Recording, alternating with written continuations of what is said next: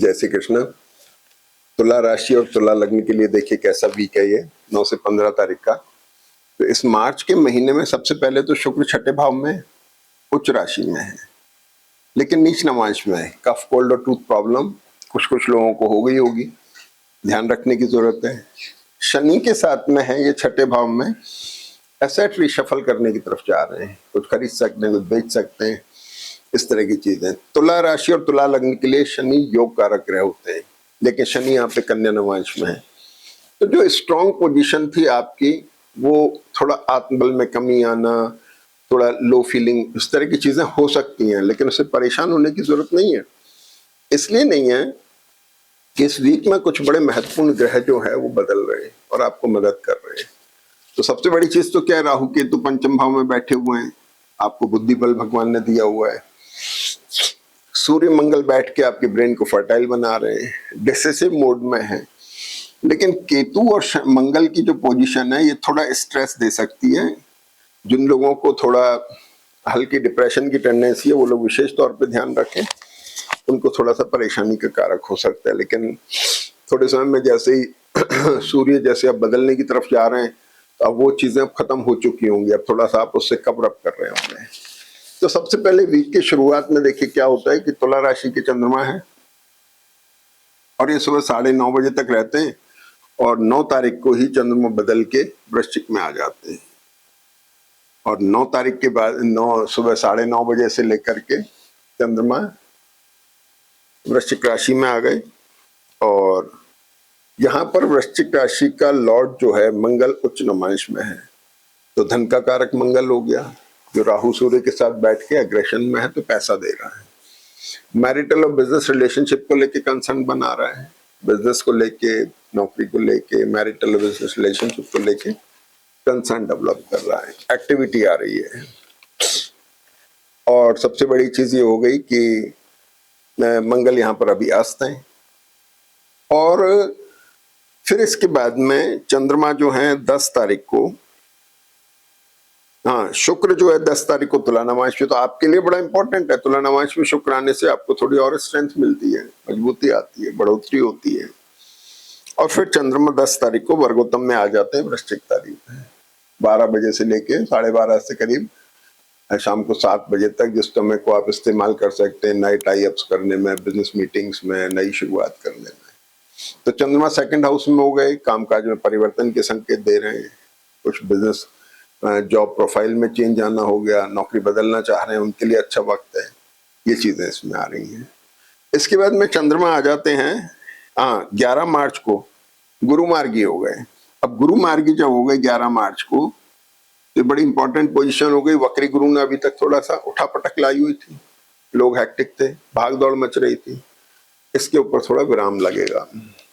देखिए इंपॉर्टेंट चीज क्या है, गुरु और शनि दोनों धनु राशि पर हैं, चंद्रमा यहाँ पर आ गए हैं, चंद्रमा इसको एक्टिव बना रहे हैं, एक्सप्लोर कर रहे हैं। बिजनेस और प्रोफेशनल जो आपकी कैरेक्टरिस्टिक है, जो एक्टिविटीज हैं, नौकरी पेशा हो, बिजनेस हो, उसकी पोजीशन को एक्सप्लोर कर रहे हैं, चेंज के साथ एक्सप्लोर कर रहे हैं। मंगल केतु के साथ में है, स्ट्रेसफुल, मंगल की दृष्टि अष्टम भाव पर है। भाई देखो, एक तो पेट की तकलीफ, वोमिटिंग होना, एक्यूट एसिडिटी होना, इनका थोड़ा ध्यान रखना है। और दूसरा पैर में इंजरी, खिंचाव आना, मसल्स खींचना, दर्द होना, इसका थोड़ा ध्यान रखना है। और केतु जो है ये 7th हाउस पे है, तो आपको बिजनेस और मैरिटल रिलेशनशिप के लिए भी जो एक्यूट पोजीशन है, जो उसको डैमेज करने की पोजीशन हो सकती है, उसमें ध्यान रखना है। स्पाउस की हेल्थ का ध्यान रखना है और रिलेशनशिप का ध्यान रखना है।